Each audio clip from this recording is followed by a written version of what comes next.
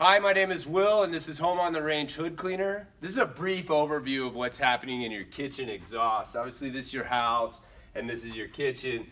This is where the grease is originating from as you're cooking, and this is being vented into your home exhaust system right here. A lot of this is being captured, a lot of this grease is being captured by your filtration system right here. But you still have quite a bit of grease that's getting up into your ductwork. This is what the pipes are on top of your house. All of this grease has got to get exhausted somewhere. It's going up into these pipes, out into the roof. You also might see systems that come out to the side of your house.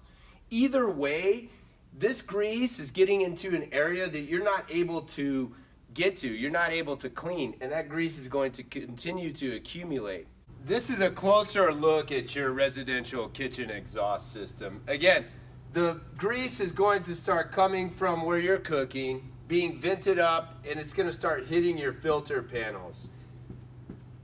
As the grease makes its way through your filter panels, it's also getting into your fan system and back into your duct work here as well. Home on the Range Hood Cleaner is going to attach itself to the grease here in your filter panel so that you don't ever have to clean those ever again. And it's also going to work its way into your system, getting into your fan work here and your duct work as well.